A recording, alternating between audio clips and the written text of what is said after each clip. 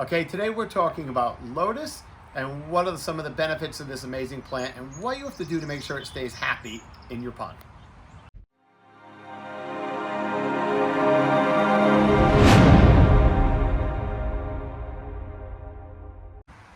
Okay, June is here in southern New England, so that means the warm weather is finally here, which means lotus and tropical lilies are in their prime performance. Let's talk about this amazing plant and what you need to do to make sure it stays happy in your pond.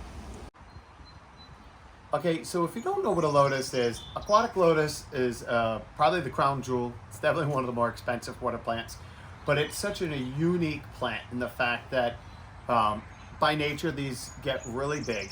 The leaves stand way up. On some of these varieties, they get really, really tall. Some of these aren't even mature size on some of the leaves compared to my hand. The plant itself is just very cool. And then as it goes through, it gets these big, beautiful flowers. And the seed pods are used all the time in dry arrangements. So it's just a very sought after plant.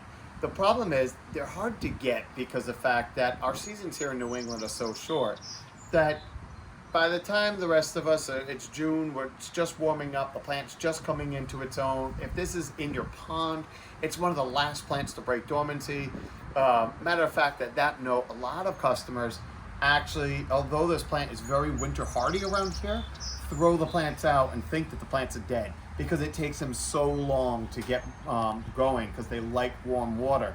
That customers, when they're cleaning out their pond in May or April, many times throw them out because of the fact that they just think that they're dead, but they're actually just still dormant. So when it comes to lotus, very hardy, but one, be patient with them. Okay, so there's lots of varieties on these. Some are really short, but they all have the same characteristics. They have these cool leaves that float up over the top.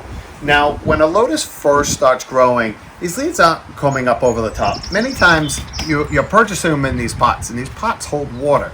And you'll see just the beginning, the lotus leaf just floating on the surface.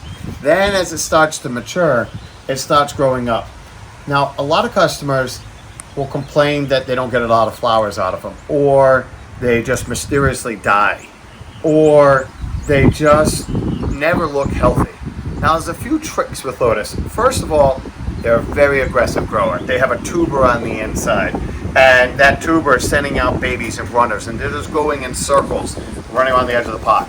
Lotus are so aggressive that if you're in certain parts of Rhode Island, Massachusetts, you'll see waterways that are just acres and acres of this plant. Amazing to see, just thousands and thousands of these giant leaves with these flowers standing up above. So impressive, such a cool plant. But in a small ornamental pond, this is one plant we never take out of the pot. We leave it contained to the pot because it'll stay here. It won't jump out and overtake your pond. Because if you have a big pond or a naturalized pond and those tubers start jumping out of the pot, it can quickly just take off and start overtaking your pond. Now, second of all, tricks with the lotus is in the spring when it starts growing, most water plants are big feeders. Now, these plants are no exception to the rule. I'd say tropical lilies and lotus are the biggest, most hungry plants in an ornamental pond. And so that means you need to be feeding them on a regular basis. And the trick with a lotus is you don't want to feed it until you start getting the first, what we refer to as aerial leaves. These leaves that stand up over the water. And once you start seeing them shoot up over the water surface like this, then it's time to fertilize. And you want to fertilize a lot. And so I personally find that these little tablets, if you're familiar with these at all, it's traditional water plant fertilizer. Every manufacturer makes some. Plant Tab is the most popular brand in my experience. But Laguna makes their own. The only difference between these two methodologies is this one is a tab that you could use in any aquatic plant, and you typically apply it once a month. Whereas these fertilizer spikes are full of a slow release fertilizer that you can fertilize once a season, and then that's it. It's just a slow release fertilizer for one shot deal. Now, when you're fertilizing with any of these water plants, it's very key to understand how many fertilizer tabs or spikes you need. It's going to be dependent on the variety. However, with these lotus, how you apply your fertilizer is really important. Let's look at the soil for a second. Go. Okay, so every water plant, for the most part, when you purchase them, is about the same. You're going to have some kind of soil in the bottom. And then you're going to have some kind of pea stone or river stone or some kind of stone on the surface.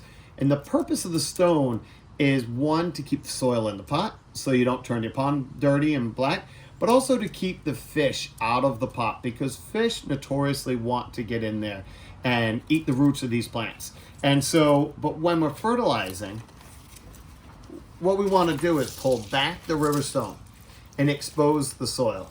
Then we want to take a big chunk of soil out of there.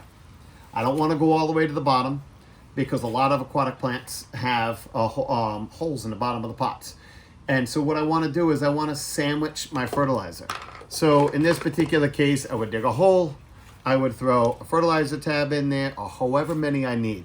Now these tabs are typically one fertilizer tab per gallon. This is probably a 10 or 15 gallon pot. So I would need 10 or 15 of these fertilizer tabs every single month inside this one pot. But despite that, I'm going to put that in there, and then I'm going to sandwich it back in with soil again. What that's going to do is trap the fertilizer inside the soil.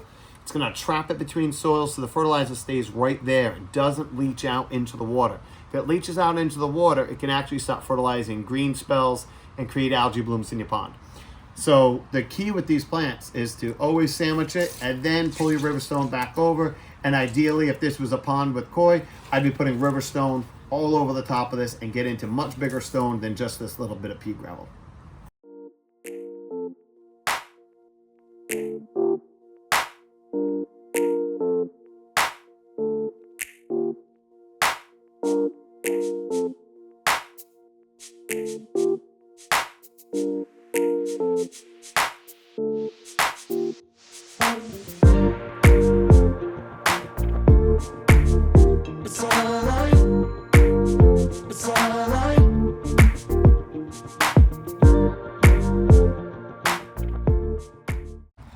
Okay, the foliage of the lotus is almost just as impressive as the flower. The leaf itself is very cool in nature, not only just in its sheer size and its beautiful coloration, but it's actually a cool plant to play around with, because these leaves are completely waterproof and they actually repel water, so you can play around with them all the time. They just look astounding in a landscape and in a mature pond. Now, but it's also its biggest weak point. These plants are extremely strong and resilient. The only insects I ever see them get is aphids, and you'll see them on the stems, but they're very easy to control. But properly pruning a lotus is the number one thing I have to say to the success of a lotus growing well. Okay, so on a regular aquatic plant, this happens. Damages happens, maybe something dropped on it, just blemishes on the plants happen. The reality is, on any other plant, I can properly prune these, get this out of the way, fertilizer, and let it start outgrowing that damage. However, you can't do that with a lotus. This is the number one reason that if a customer tells me they had a beautiful lotus and all of a sudden it died, I guarantee it's because they started treating it like any other water plant and they started pruning it. Whenever anything like this happens, this stem is pretty cool. This is a good 3.5, almost 4 feet long. But this long stem is a hollow tube. And so what happens is, as the plant starts to, and actually you might be able to see it right there, it's almost like somebody put together a cluster of little straws. What that is a hollow tube that's going all the way down to the tuber and into the bottom of the roots. If you prune this plant, and these cuts like this are underwater, the water in the pond is going to follow that tube right down and kill your lotus.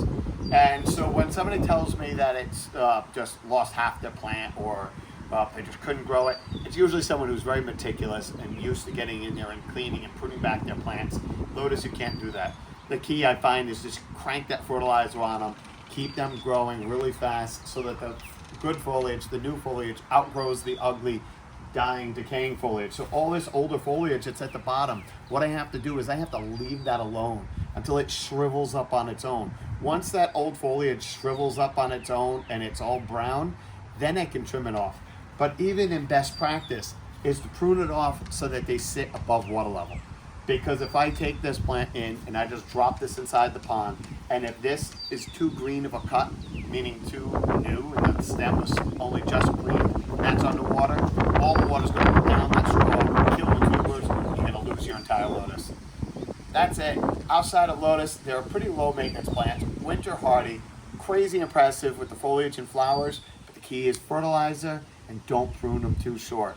And outside of that, just give them a big pot to grow into. These are specimen lotus going out to a high-end customer of ours. But outside of that, you can get smaller ones and crank the fertilizer, and they're just going to do amazing. I hope that helps. Take care.